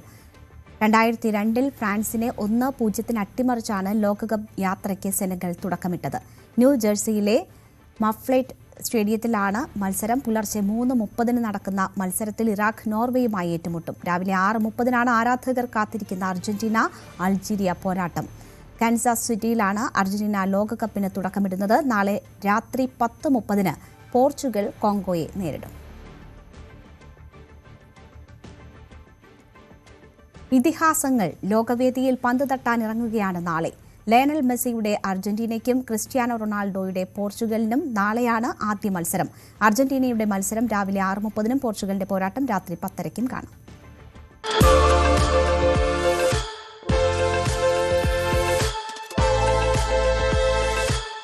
ഇനിയാണ് ഫുൾ പവർ. കാർണിവലിന് ഇവിടെയാണ് തുടക്കം. മെസ്സിയും റൊണാൾഡോയും അവതരിക്കുകയാണ് വിശ്വവേദിയിൽ.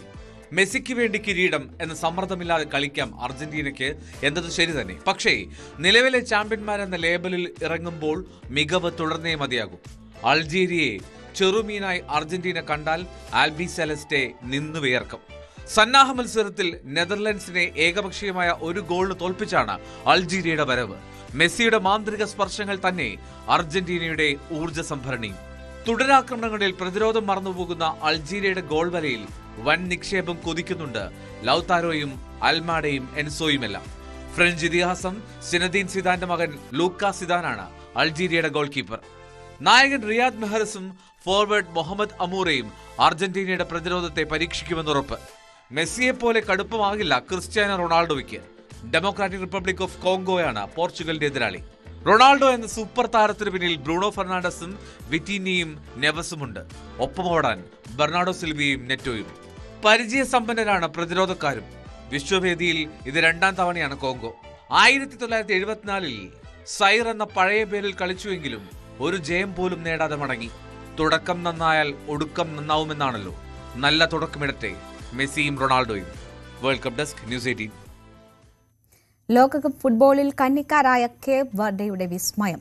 യൂറോപ്യൻ ചാമ്പ്യന്മാരായ സ്പെയിനിനെ ഗോൾ രഹിത സമനിലയിൽ തളച്ചു. മത്സരത്തിലുടനീളം പ്രതിരോധത്തിലേക്കിറങ്ങിയ കേപ്പ് വെർഡെ സ്പെയിൻ മുന്നേറ്റത്തെ 1-1 തടഞ്ഞു. കേപ്പ് വെർഡെയുടെ ഗോൾ മുഖത്തേക്ക് നടത്തിയ പല ആക്രമണങ്ങളും ഗോൾ കീപ്പർ ബുസിഞ്ഞയുടെ സേവുകളിൽ നിഷ്പ്രഭമായി.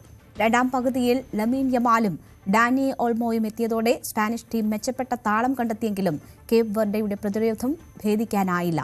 രണ്ടാം പകുതിയിൽ പൂർണ്ണമായും പ്രതിരോധത്തിലേക്ക് ഇറങ്ങാനുള്ള തീരുമാനവും ഗോൾ കീപ്പർ ബുസിഞ്ഞയുടെ മിന്നും പ്രകടനവുമാണ് കേപ്പ് വെർഡെയ്ക്ക് വിജയത്തിനൊപ്പമുള്ള സമനില സമ്മാനിച്ചത്. 5.5 ലക്ഷത്തോളം പേർ മാത്രമുള്ള കുഞ്ഞൻ ദ്വീപ് രാഷ്ട്രമാണ് കേപ്പ് വെർഡെ. ഉറക്കമില്ലാത്ത രാത്രിയാണ് വെർഡോയ്ക്ക്. യൂറോപ്യൻ ഭീമന്മാരായ സ്പെയിനിനെ സമനിലയിൽ പിടിച്ചുകെട്ടിയതോടെ ലോകവേദിയിലെ അരങ്ങേറ്റം അവിസ്മരണീയമാക്കി അവർ. ഒസീഞ്ഞ എന്ന 40-കാരൻ ഗോൾ കീപ്പറാണ് ഇപ്പോൾ അവരുടെ വീരപുരുഷൻ.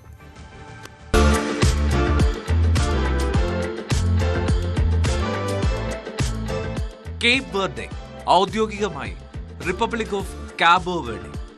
ആഫ്രിക്കൻ വൻകരയുടെ പടിഞ്ഞാറൻ തീരത്ത് നിന്ന് ഏതാണ്ട് 570 കിലോമീറ്റർ അകലെ അറ്റ്ലാന്റിക് മഹാസമുദ്രത്തിൽ സ്ഥിതി ചെയ്യുന്ന ദ്വീപ് രാഷ്ട്രം. പോർച്ചുഗീസ് കോളനിയായിരുന്നു. 1975-ലാണ് സ്വാതന്ത്ര്യം കിട്ടിയത്. അധികം കേൾക്കാത്ത ആ രാജ്യത്തിന്റെ പേര് ഇന്ന് ലോകം ചർച്ച ചെയ്യുന്നു. കേപ്പ് വെർഡെയിലെ സാധാരണക്കാർക്ക് ആലോചിക്കാൻ കഴിയുന്നതിനും അപ്പുറത്താണ് സ്പെയിൻ പോലൊരു ടീമിനെതിരെ പോയിന്റ് നേടുക എന്നത്. അസാധ്യങ്ങളെ സാധ്യമാക്കി ആ സംഘം.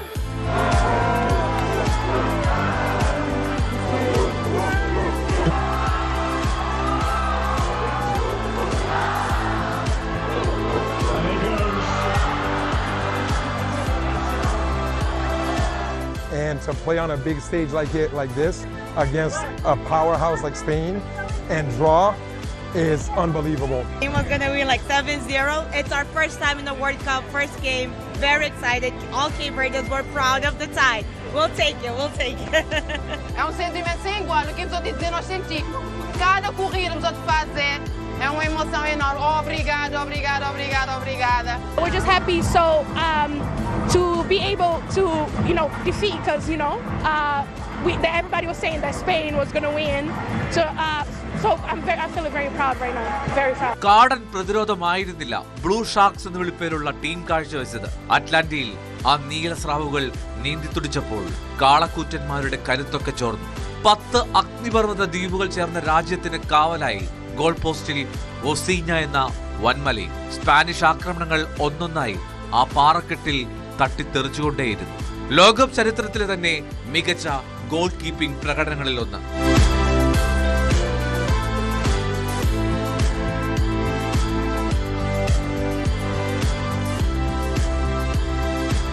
We had a great chance to qualify. Today the dream come true. We compete against Spain and it's one of the best national team in the world. And we are very, very happy, very proud of all of the players, all the people from Cape Verde. കാര്യമായ വിഭവങ്ങളൊന്നുമില്ലാത്ത നാടാണ്. ഒരു പ്രായം കഴിഞ്ഞാൽ യൂറോപ്പിലേക്ക് ചേക്കേറുന്ന യുവത്വം. സമൂഹ മാധ്യമങ്ങൾ വഴിയാണ് താരങ്ങളെ തെരഞ്ഞു കണ്ടുപിടിച്ചത്. ഫ്രാൻസ്, പോർച്ചുഗൽ, നെതർലൻഡ്സ്, അയർലൻഡ് പോലുള്ള രാജ്യങ്ങളിൽ നിന്നാണ് ടീം അംഗങ്ങൾ എത്തിയത്. ഭാഷ കൊണ്ടും സ്വഭാവം കൊണ്ടും വ്യത്യസ്തർ. ഒരുമയും ദേശീയതയും കൊണ്ടുവരാനായി ഒരു മാർഗം കണ്ടെത്തി ഫുട്ബോൾ അസോസിയേഷൻ. ഔദ്യോഗിക ഭാഷയായ ക്രിയോൾ മാത്രമേ പരസ്പരം സംസാരിക്കൂ. അങ്ങനെ ആരും കേൾക്കാത്ത ഒരു സമൂഹം, 5 കോടിയോളം ജനങ്ങളുള്ള, അതിനേക്കാൾ ഉപരി യൂറോപ്യൻ ഫുട്ബോളിന്റെ ചാമ്പ്യന്മാരായ സംഘത്തെ കത്രിക പൂട്ടിട്ട് മെരുക്കി.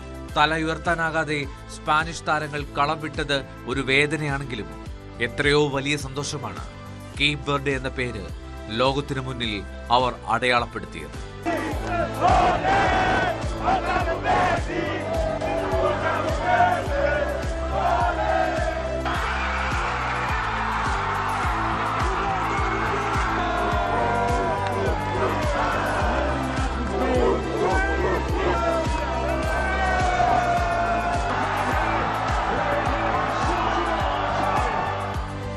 World cup desk, news 18.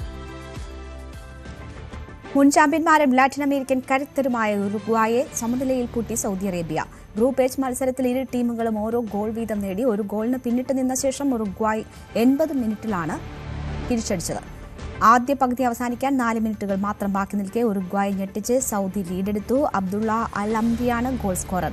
രണ്ടാം പകുതിയുടെ തുടക്കം മുതൽ സൗദി ഗോൾ വല ലക്ഷ്യമിട്ട് നിരന്തരം ആക്രമണം അഴിച്ചുവിട്ട യുറുഗ്വായ്ക്ക് ഒന്നിലേറെ അവസരങ്ങൾ നേരിയ വ്യത്യാസത്തിൽ നഷ്ടമായി.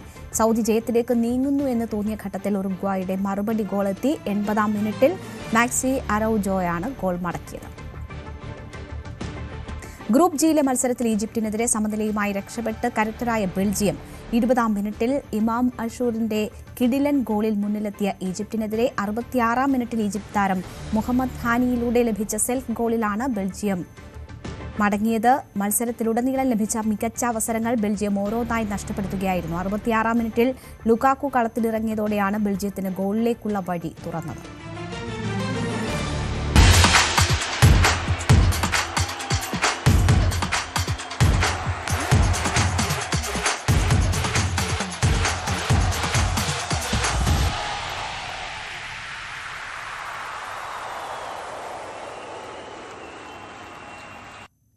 SFI കാസർഗോഡ് ജില്ലാ സെക്രട്ടറിക്കെതിരെ പരാതി. ഫോണിൽ അശ്ലീല ദൃശ്യങ്ങളും സന്ദേശവും അയച്ചു എന്നാണ് പരാതി. കെ അനുരാഗിനെതിരെ പരാതി നൽകിയത് SFI ഏരിയ കമ്മിറ്റി അംഗമായ പെൺകുട്ടിയാണ്. CPM ജില്ലാ സെക്രട്ടറിക്കാണ് പരാതി നൽകിയത്. അനുരാഗിനെതിരെ നടപടിക്ക് സാധ്യതയുണ്ടെന്നാണ് സൂചന.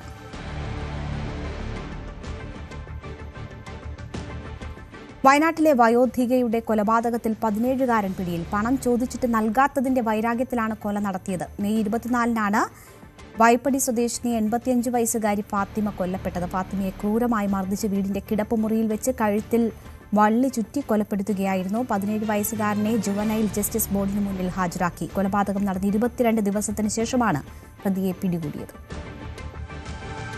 കണ്ണൂർ വിമാനത്താവളത്തിൽ എയർ ഇന്ത്യ വിമാനത്തിന് അടിയന്തര ലാൻഡിംഗ്. സാങ്കേതിക തകരാർ മൂലമാണ് കണ്ണൂരിൽ നിന്ന്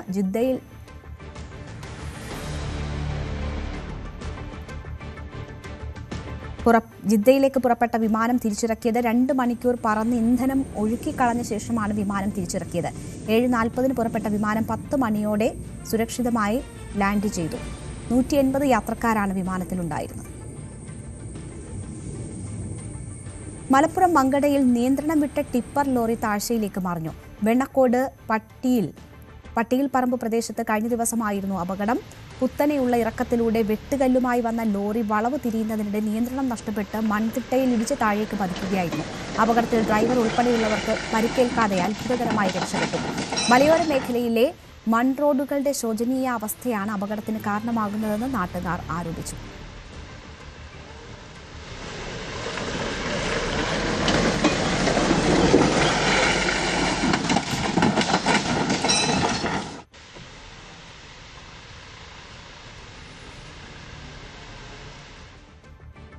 തിരുനെൽവേലിയിൽ സ്കൂട്ടർ യാത്രിക കാറിടിച്ചു മരിച്ചു. മെസ്സിയപുരം സ്വദേശിയും സ്കൂൾ അധ്യാപികയുമായ ശാരദയാണ് മരിച്ചത്. ശങ്കരൻകോവിൽ തിരുനെൽവേലി റോഡിലെ മെസ്സിയപുരം ബൈപ്പാസിലായിരുന്നു അപകടം നടന്നത്. അമിത വേഗതയിൽ ഇടിച്ചിട്ട കാർ നിർത്തിയെങ്കിലും പിന്നീട് വേഗത്തിൽ ഓടിച്ചുപോയി. CCTV ദൃശ്യത്തിന്റെ അടിസ്ഥാനത്തിൽ തേവർകുളം പോലീസ് കേസെടുത്ത് അന്വേഷണം തുടങ്ങി. തിരുവനന്തപുരം പാപ്പനംകോട് നിയന്ത്രണം വിട്ട KSRTC ബസ് ലോട്ടറി കടയിലേക്ക് ഇടിച്ചു കയറിയ അപകടം. രാവിലെ 6:30യോടെ സർവീസ് ആരംഭിക്കുന്നതിനായി പാപ്പനംകോട് ബസ് ടെർമിനലിൽ നിന്നും പുറത്തേക്കിറങ്ങുന്നതിനിടെയാണ് ബസ് അപകടത്തിൽപ്പെട്ടത്.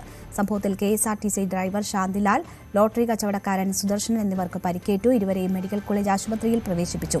ടെർമിനലിൽ നിന്നും പുറത്തേക്കിറക്കിയ ബസ് നിയന്ത്രണം വിട്ട് എതിർവശത്തുള്ള നടപ്പാതയുടെ കൈവരികളും തകർത്താണ് കടയിലേക്ക് ഇടിച്ചു കയറിയത്. അപകടം നടന്ന സ്ഥലത്ത് പത്രവിൽപ്പന നടത്തുകയായിരുന്ന ഭിന്നശേഷിക്കാരനായ ഉദയൻ എന്നയാൾ അത്ഭുതകരമായി രക്ഷപ്പെട്ടു. ഈ സമയം പത്രം വാങ്ങാനെത്തിയ ഒരാളുടെ സ്കൂട്ടറും അപകടത്തിൽ പൂർണ്ണമായും നശിച്ചു. ഇടിയുടെ ആഘാതത്തിൽ KSRTC ബസിന്റെ മുൻവശവും ലോട്ടറി കടയും പൂർണ്ണമായും തകർന്നു. കന്യാകുമാരി ജില്ലയിലെ ചിന്നമുട്ടം മത്സ്യബന്ധന തുറമുഖത്ത് നിന്ന് കടലിലേക്ക് പോയ മത്സ്യബന്ധന ബോട്ടിൽ തീപിടുത്തം. ബോട്ട് പൂർണ്ണമായും കത്തിനശിച്ചു. ബോട്ടിലുണ്ടായിരുന്നവർ കടലിൽ ചാടി രക്ഷപ്പെട്ടു. തീപിടുത്തത്തിന്റെ കാരണം വ്യക്തമല്ല. കൊട്ടിയൂരിൽ ക്ഷേത്രത്തിൽ ആന ഇടഞ്ഞു. അക്കരെ കൊട്ടിയൂരിൽ എഴുന്നള്ളത്തിനെത്തിച്ച കൊടുമൺ ശിവൻ എന്ന ആനയാണ് ഇടഞ്ഞത്. പരാക്രമം കാണിച്ച ആനയെ പാപ്പാന്മാർ തളച്ചു.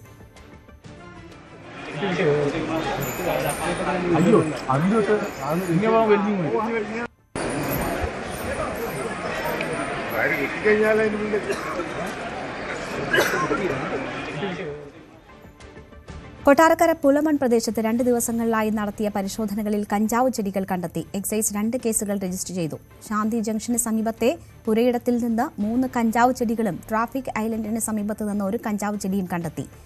2 സംഭവങ്ങളിലും NDPS ആക്ട് പ്രകാരം കേസെടുത്തിട്ടുണ്ട്. പ്രതികളെ തിരിച്ചറിഞ്ഞിട്ടില്ല. സംഭവത്തിൽ അന്വേഷണം തുടരുകയാണെന്ന് എക്സൈസ് അധികൃതർ അറിയിച്ചു. തൃശൂർ ദേശീയപാതയോരത്ത് പ്ലാസ്റ്റിക് മാലിന്യം തള്ളി. പാരിസ്ഥിതിക മേഖലയായ കുതിരാനിലാണ് മാലിന്യം തള്ളിയത്. ദേശീയപാത നിർമ്മാണ കരാർ കമ്പനിക്ക് 5000 രൂപ പിഴ ചുമത്തി. Panancheri panchayat vice president KP ചാക്കോച്ചനാണ് പിഴ ചുമത്തിയത്.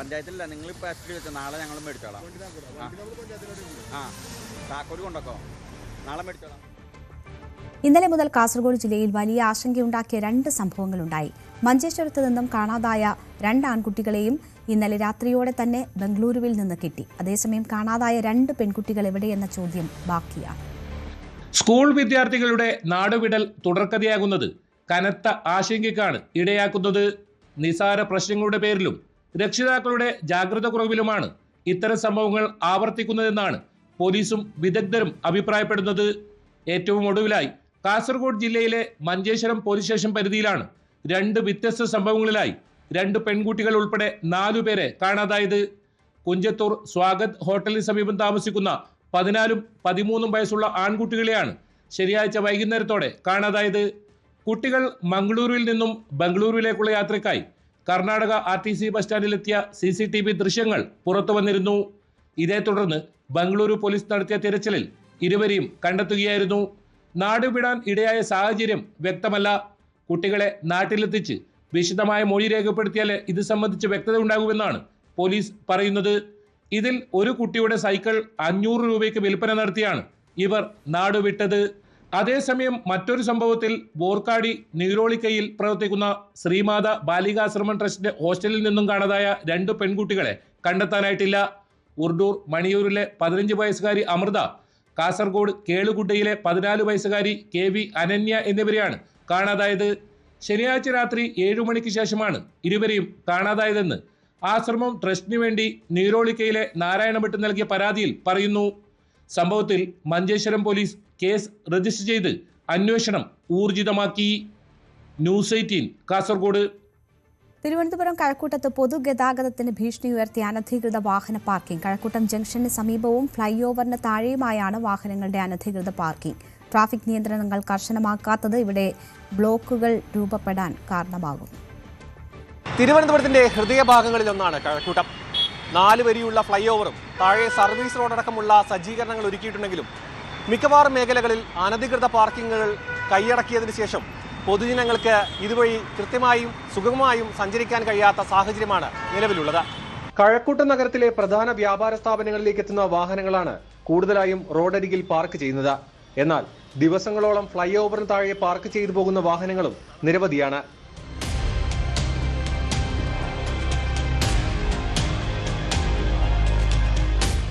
ഏത് നിമിഷവും അപകടം വിളിച്ചു വരുത്തുന്ന തരത്തിലാണ് ഇവിടുത്തെ വാഹന പാർക്കിംഗ്. മിക്ക ഇടങ്ങളിലും നോ പാർക്കിംഗ് ബോർഡുകളോ ട്രാഫിക് നിയന്ത്രണങ്ങളോ ഇല്ല.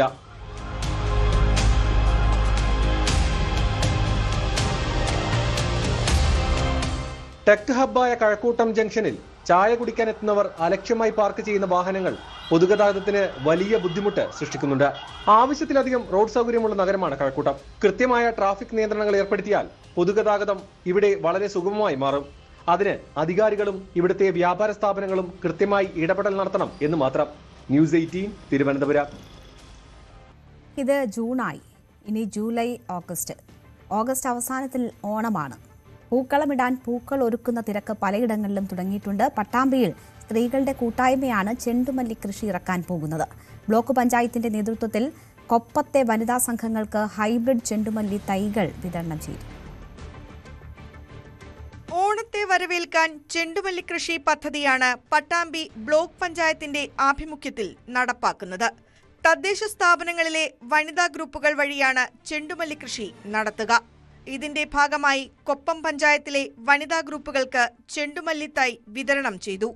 Block panchayat president AP Ramadas master ഉദ്ഘാടനം നിർവഹിച്ചു. ഓണവിപണി ലക്ഷ്യമിട്ടുകൊണ്ട് 100% സബ്സിഡിയിൽ ഹൈബ്രിഡ് ചെണ്ടുമല്ലി തൈകളാണ് വിതരണം ചെയ്തത്. വനിതാ ഗ്രൂപ്പുകൾ കൃഷി ചെയ്യുന്ന ചെണ്ടുമല്ലിപ്പൂക്കൾ പ്രാദേശികമായി മിതമായ വിലയിൽ ലഭ്യമാക്കാനാണ് പദ്ധതി കൊണ്ട് ലക്ഷ്യമിടുന്നത്. ന്യൂസ് 18 പാലക്കാട്. മൂന്നാർ ചൊക്കനാട് എസ്റ്റേറ്റിൽ റേഷൻ കട തകർത്ത് കാട്ടാനക്കൂട്ടം. 26ാം തവണയാണ് റേഷൻ കട ലക്ഷ്യമാക്കി കാട്ടാനകൾ വരുന്നത്. ഇന്നലെയായിരുന്നു സംഭവം. പുലർച്ചെ 4 മണിയോടെയാണ് ചൊക്കനാട് എസ്റ്റേറ്റിൽ കാട്ടാനക്കൂട്ടം ഇറങ്ങിയത്. ചൊക്കനാട് എസ്റ്റേറ്റിൽ പ്രദേശവാസിയായ പുണ്യവേലിന്റെ ഉടമസ്ഥതയിലുള്ള കടയ്ക്ക് നേരെയാണ് കാട്ടാനക്കൂട്ടം ആക്രമണം നടത്തിയത്. കടയുടെ ജനാലകൾ തകർത്ത് അകത്തുണ്ടായിരുന്ന സാധനങ്ങൾക്കെല്ലാം കേടുപാടുകൾ വരുത്തി. 26ാമത്തെ തവണയാണ് തന്റെ റേഷൻ കടയ്ക്ക് നേരെ കാട്ടാന ആക്രമണം ഉണ്ടാകുന്നതെന്ന് പുണ്യവേൽ. 26 തവണ ഉണ്ടായിട്ടുണ്ട്. വീട്ടിൽ അപേക്ഷ കൊടുത്തിട്ട് വന്നിട്ട് ഇപ്പം ചെയ്തുതരാം, അപ്പം ചെയ്തുതരാന്ന് പറയണം. അല്ലാതെ വന്നിട്ട് ഒരു തീരുമാനം ഉണ്ടായിട്ടില്ല. പിന്നീട് സമീപത്ത് നിർത്തിയിട്ടിരുന്ന കാറിന് കേടുപാടുകൾ വരുത്തി. വാഹനത്തിന്റെ പുറകുവശത്തെ ചില്ല് തകർത്തു. രാവിലെ ഒരു 4:30 ആകുമ്പോൾ ഒരു 6 എണ്ണം ഇവിടെ വന്നിട്ട് ഇവിടെ കംപ്ലീറ്റ് ഞങ്ങളും പേടിച്ചാണ് ഉണ്ടായിരുന്നു. ഈ വണ്ടിയും ഗ്ലാസ്സൊക്കെ പൊട്ടിച്ച് പിന്നെ ചെറിയ കൃഷിയൊക്കെ നശിപ്പിച്ചിട്ടുണ്ട്. പിന്നെ ഇവിടെ കളഞ്ഞിട്ട് പിന്നെ ഫോറസ്റ്റ് വിളിച്ചപ്പോൾ അത് ഔട്ട് ഓഫ് റേഞ്ചിന് പറഞ്ഞു. മേഖലയിൽ കാട്ടാന ശല്യം അതിരൂക്ഷമാണെന്ന് നാട്ടുകാർ പറയുന്നു. ന്യൂസ് 18 ഇടുക്കി.